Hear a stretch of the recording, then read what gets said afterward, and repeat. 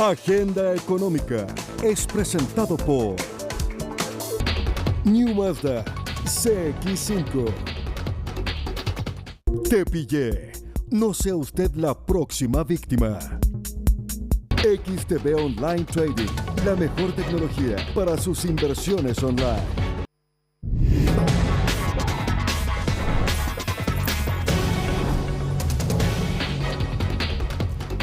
Hola, ¿qué tal? ¿Cómo están? Bienvenidos a una nueva edición de Agenda Económica PM. Mi nombre es Belén Vázquez y los voy a estar acompañando por la próxima media hora para revisar las principales noticias que marcaron esta jornada. Vamos a partir revisando lo ocurrido luego ya que el gobierno confirmara este copago cero para los afiliados a FONASA y los dichos precisamente de su director que han replanteado el debate de cómo se va a reconfigurar el sistema de salud y sobre todo han instalado dudas de cómo va a ser y cuál va a ser el rol que tienen las ISAPRES en este nuevo sistema. Paloma Ávila tiene todos los detalles en su nota.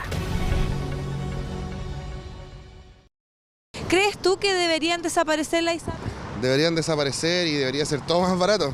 Sería ideal, porque no todos tienen el beneficio de ganar un sueldo alto. Yo pienso que tienen que seguir operando porque el aporte privado es el que ha mantenido la calidad del servicio. Para los que ya pueden mantenerse con su plata en las ISAPRES, que ya se mantengan nomás. El debate sobre la permanencia de las ISAPRES ya comenzó en la calle. Esto después de que el director de FONASA afirmara en entrevista con la prensa austral que si se logra aprobar el Fondo Universal de Salud propuesto por el gobierno, estas entidades dejarían de existir al menos como las conocemos. La idea es que las ISAPRES desaparezcan del mapa de la seguridad social y solo podrán participar del mundo de los seguros complementarios, pero ahora declaradamente privado. La reforma del gobierno que debería ser presentada este año busca generar un solo organismo que reúna el 7% de las cotizaciones de los trabajadores y los aportes fiscales en materia de salud. Así las ISAPRES se transformarían en seguros complementarios de carácter voluntario. Este Ministerio de Salud también está empeñado que este tránsito cuide a las personas que están en las ISAPRES. Por tanto, el camino que hemos pensado transitar es un camino paso a paso, participando todos los incumbentes y con un foco muy primordial en el cuidado de las personas. El énfasis no debe estar puesto en desmantelar el sistema privado, sino en lograr que todas las personas tengan acceso a tratamiento y prestaciones de manera oportuna. Sin embargo, lo que hemos visto hasta ahora son acciones tendientes a eliminar a la ISAPRES, en lugar de dar respuestas concretas a la demanda de la ciudadanía, que quiere soluciones a su problema de salud. El Fondo Universal de Salud financiaría el acceso de atención de salud tanto en instituciones públicas como privadas, las que actuarían bajo las mismas reglas. Eso va a contribuir también a que 3 millones de personas queden sin una atención adecuada y vayan a tener que migrar al sistema público de salud. Vuelvo a repetir, van a aumentar las listas de espera, van a aumentar el atochamiento en los hospitales. Estamos hoy día pensando que las ISAPRES, como administradoras de la cotización, desaparecen, pero pueden mantenerse como seguros alternativos y privados que todos tenemos derecho a tener. Debate que también se extiende al Congreso, donde la discusión de la reforma podría demorar más de lo que esperan en el gobierno. Aún así están confiados de que se implemente antes del fin del periodo. Las ISAPRES deben desaparecer porque han perdido esa legitimidad, sobre todo con el anuncio de ISAPRE Colmena de demandar a sus afiliados. Sin embargo, estas deben hacerlo lenta y progresivamente, de forma muy planificada. Que una ISAPRE quiebre o desaparezca de la noche a la mañana podría ser un desastre para nuestro sistema de salud, producto del efecto en cadena que provocaría, entre otras cosas, con las listas de espera. Yo quiero preguntarle a cada chileno y a cada chilena por qué el Estado me tiene que obligar a mí que mi 7% de cotización tiene que ir a un fondo común de salud. Algunos dirán, no, es que usted es egoísta. Bueno, denme la alternativa, que sea un 2%, un 3%, pero hay una cuestión ideológica. De acuerdo o no, la intención está. Incluso el gobierno tiene considerado ya un régimen de transición en el que los beneficios a los usuarios de ISAPRES sean mantenidos hasta que se esté en condiciones de ofrecer cobertura financiera a todos los chilenos. Bien, y este jueves se conocieron los datos de crecimiento de Estados Unidos que mostraron, como ya se preveía, que esa economía está en recesión. Según las cifras que dio a conocer la Oficina de Análisis Económico, el Producto Interno Bruto cayó un 0,9% entre los meses de abril a junio en tasa anualizada y de 0,2% en comparación al trimestre anterior, marcando la entrada de la potencia mundial en recesión técnica, esto tras acumular 2 periodos consecutivos con crecimiento negativo. Aunque desde hace varias semanas en que ya se preveía esta situación, varios economistas han planteado que se debe comenzar a tomar en cuenta otros criterios además del PIB para determinar de forma concluyente si se está o no en recesión. De hecho, esta tarde el mismo presidente Joe Biden salió a referirse en un discurso donde enfatizó las medidas que se están tomando para frenar la inflación y las cifras de empleo. Sobre el PIB, aseguró que la cifra se enmarca dentro de lo esperado por la Casa Blanca y que según le habrían señalado varios altos ejecutivos bancarios de ese país y el mismo presidente de la Reserva Federal, Jerome Powell, el país no está en recesión. Escuchemos parte de esas palabras que entregó el mandatario estadounidense. Let me speak to one other issue, the GDP, and whether or not we are in a recession. But let me just give you what the facts are. Déjenme hablarles de otro tema, el PIB, y si estamos o no en una recesión. Solo déjenme darles los hechos. Record unemployment of 3.6%. Número 1, tenemos una tasa de desempleo récord de 3,6%. Hemos creado 9 millones de empleos nuevos desde que me convertí en presidente. Las inversiones en el país han alcanzado cifras récord, millones y billones de dólares en total. Trillions of dollars, sum total. And the Inflation Reduction Act will add another $370 billion. Y el plan para la reducción de la inflación contempla 370 billones de dólares. Eso no suena a recesión para mí. That doesn't sound like a recession to me. Thank you very much. Volvemos a nuestro país para contarles lo que se informó hoy día por parte del INE en materia de desempleo. Hay buenas noticias, hay noticias novedosas respecto a los datos que se están manejando en torno a trabajadores de plataformas digitales. Este es un dato nuevo, algo inédito que no se había hecho antes. Sin embargo, también hay una noticia no tan positiva. La creación de empleo se estancó. Vamos a revisar entonces todos los detalles en la siguiente nota.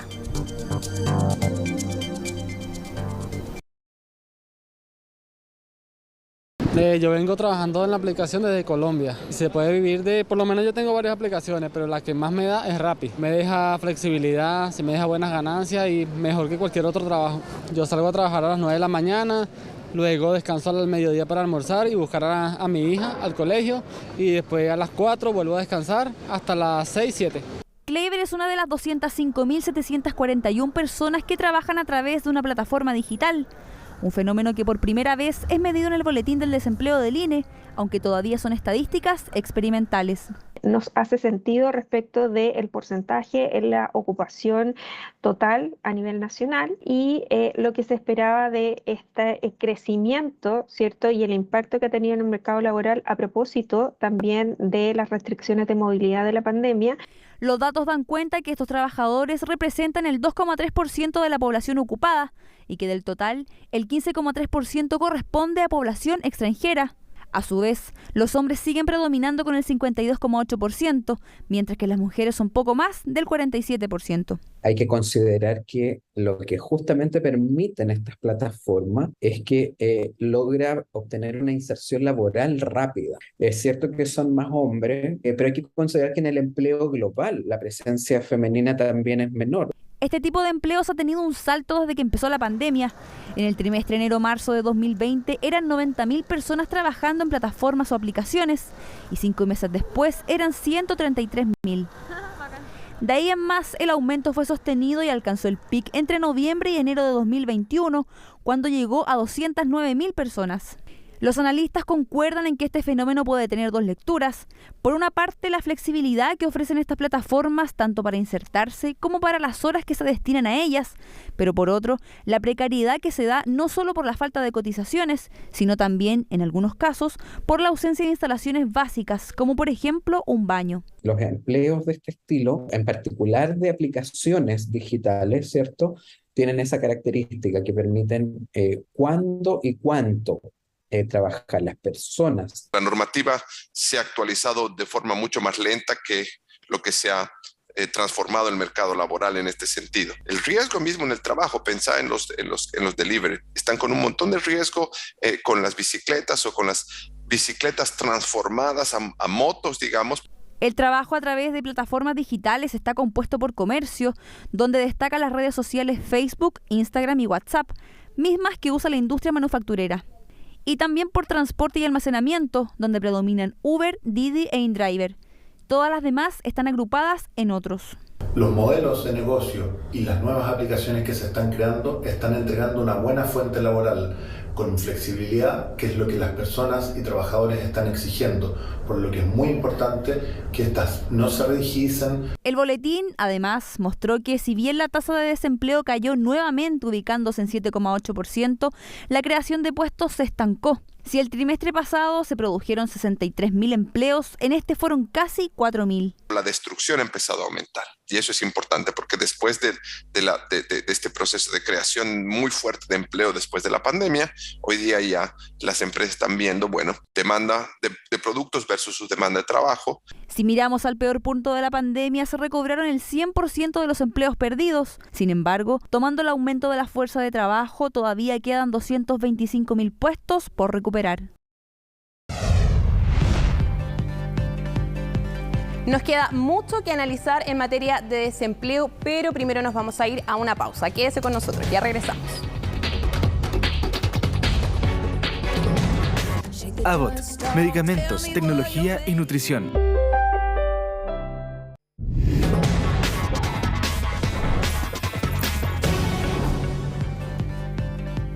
Bien, ya estamos de vuelta, ya se los adelantábamos, nos quedó harto por analizar en materia de desempleo, sobre todo respecto a este último boletín del INE. Para eso vamos a tomar contacto con el decano de la Facultad de Economía y Negocios de la Universidad Central, Luis Reveros. Luis, muchas gracias por conversar con CNN. Muchas gracias. Muchas gracias a ustedes, buenas tardes.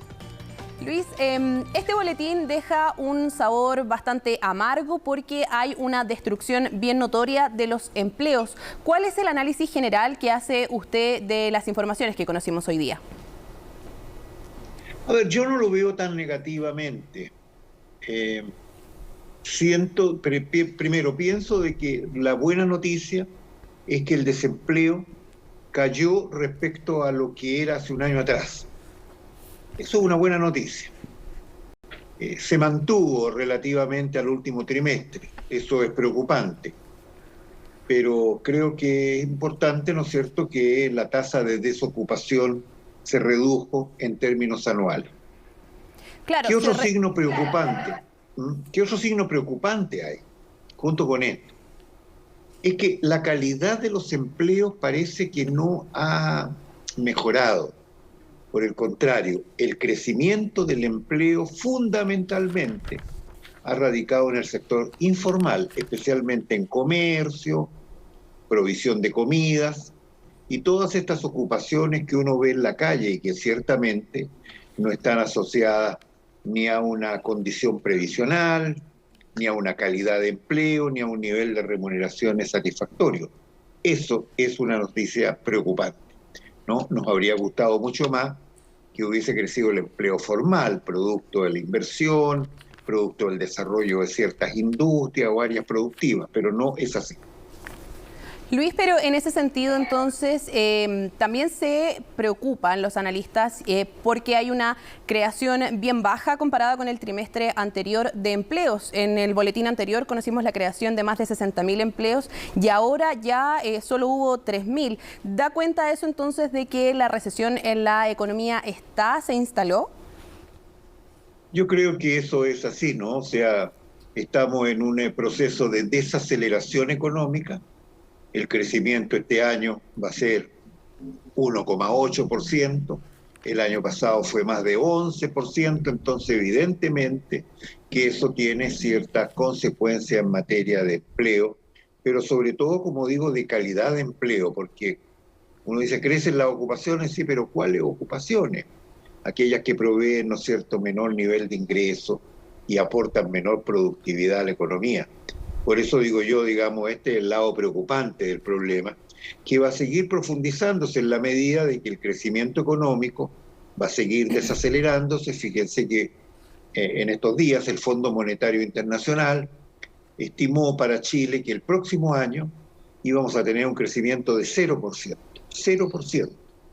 Eso es lo menor que hay dentro de toda Latinoamérica, donde el crecimiento no es muy brillante, por supuesto. Argentina crece 3%, Brasil y México un poco más de 1%, pero nosotros 0%. Y eso naturalmente que va a tener consecuencias también en materia de empleo y en materia de ingresos.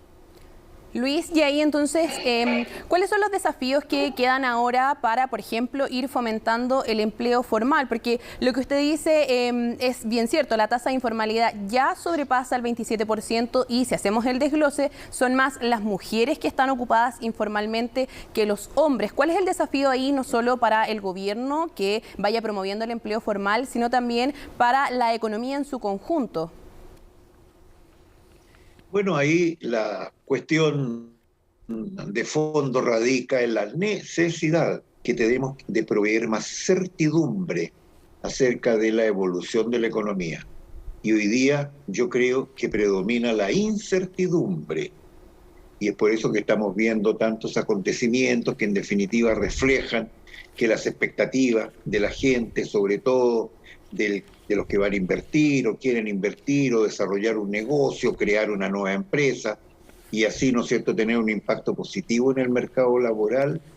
Ese tipo de personas hoy día está dominada por incertidumbre, por una visión negativa, y si la autoridad no se preocupa de proveer certidumbre, eso va a seguir así. Yo creo que esa es la cuestión de fondo. Cuando se pronostica el tema de la inflación, por ejemplo, que no está siendo controlada, por el contrario, se ve que la inflación está más bien disparándose, ¿no? Vamos a tener una tasa de inflación bastante mayor que la que preveíamos en enero, febrero de este año. Eso tiene un efecto muy negativo en la incertidumbre. También incertidumbre sobre las reglas del juego, incertidumbre sobre el gasto fiscal. Hay hartos anuncios de gasto, pero no hay anuncios respecto a cómo se va a financiar ese gasto. Y por lo tanto, eso también crea la expectativa de una mayor inflación, ¿no es cierto? Y por tanto también, de alguna manera, de una desaceleración de la economía. Entonces yo diría, ese es el reto, que no solo naturalmente es para el gobierno ni para el ministro de Hacienda, es un reto, digamos, para la sociedad chilena en su conjunto, que tenemos que actuar un poquito más en concordancia con una visión, yo diría, positiva, ¿no es cierto?, de lo que queremos lograr en la economía. Este es un país que ha tenido un crecimiento muy alto, muy significativo, ha tenido mucha estabilidad y eso lo hemos estado perdiendo y lo seguimos perdiendo. Yo creo que es una advertencia, ¿no?, de los efectos negativos. Esto no son solo cifras, ahí están los temas del empleo. Si los empleos crecen solamente en la parte más informal, la peor pagada, la que no tiene protección social, bueno, estamos acumulando más problemas a futuro. Por lo tanto, esto de que disminuya la tasa de desempleo es la parte buena, pero la parte mala es que la calidad de los empleos, ¿no es cierto?, sigue en deterioro.